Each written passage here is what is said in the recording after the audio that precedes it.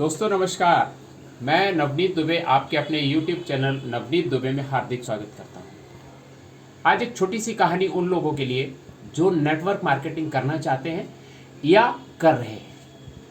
तो कहानी शुरू करते हैं। एक समुद्र के किनारे कुछ बंदर रहते थे। वो बंदर डेली उनका यही काम था कि कुछ जहाज़ों को आते हुए देखना, कुछ जहाज़ों को जाते हुए देखना। कुछ पैसेंजर्स उतरते थे जहाज से और कुछ पैसेंजर उस जहाज पर चढ़ते थे और वो जहाज चला जाता था। वो बंदर कई दिनों से इन चीज़ों को देख रहे थे। तो उनमें एक बंदर ने ये सोचा कि ये जो जहाज आता है ये कहाँ से आता है और ये कहाँ जाता है। बहुत उत्सुकता थी उसके मन में ये जानने की कि ये जहाज जाता कहाँ है। एक दिन उसको ऐसा लगा कि मुझे भी इस जहाज पर बैठकर जाना चाहिए और वो देखना चाहिए कि पीछे वहाँ पर क्या है जहाँ पर ये यात्री लोग जाते हैं। उसके मन में उत्सुकता थी। तो एक दिन उसका मन किया तो वो एक जहाज पर बैठ गया। तो जहाज पे बैठ गया बंदर और जहाज चल दिया। जहाज जैसे जैसे आगे समुद्र में जा रहा था, समुद्र दूर दूर तक समुद्र ही समुद्र नजर आ रहा था। कुछ देर के बाद बंदर को ये लगा कि शायद ये जहाज चल भी रहा है कि एक जगह खड़ा है, उसको पता ही नहीं चल रहा था। थोड़ी देर और चलने के बाद उसको ये लगने लगा कि शायद ये जहाज कहीं भी नहीं जाएगा और हम शायद बेवकूफ़ बन के इस पर बैठ गए हैं।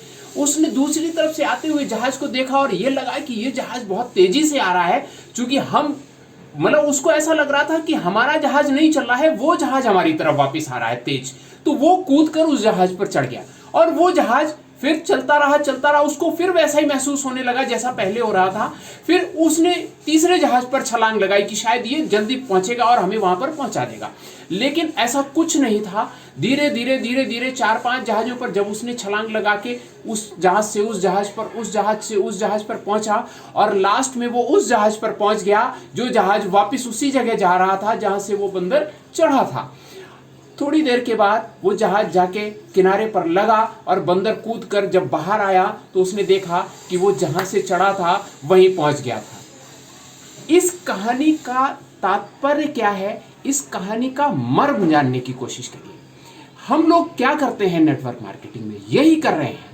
हम लोग एक कंपनी ज्वाइन करते हैं, कुछ दिन काम करते हैं, लगता है पैसा नहीं आ रहा है, कंपनी नहीं चल रही है, कंपनी चलेगी नहीं और हम पहुंच जाते हैं दूसरी कंपनी में साल 2 साल 3 साल करते हैं। फिर लगता है कमी हम अपनी नहीं देखते, वो कंपनी तो लगातार ग्रो कर रही है, हम ग्रो क्यों नहीं कर पा रहे हैं। फिर कहते हैं हमारे तो 2000 आते हैं, हमारे 5000 आते हैं, हमारे 3000 आते हैं। अरे माय डियर फ्रेंड्स, उसी कंपनी में एक आदमी 1 लाख रुपए कमा रहा है, उसी कंपनी में एक आदमी 5 लाख रुपए कमा रहा है, उसी कंपनी में एक आदमी 50 लाख रुपए कमा रहा है। आपके 5000 क्यों आ रहे हैं? सेल्फ एनालिसिस करने की ज़रूरत है, अंदर झांकने की ज़रूरत है कि कमी हमारे अंदर कहाँ पर है, हम कहाँ पर अभी भी अटके हुए हैं, हम कितनी कंपनियों को बदल चुके हैं, हम एज ए मंकी लीडर काम कर रहे हैं, इस कंपनी से उस कंपनी, उस कंपनी से उस कंपनी।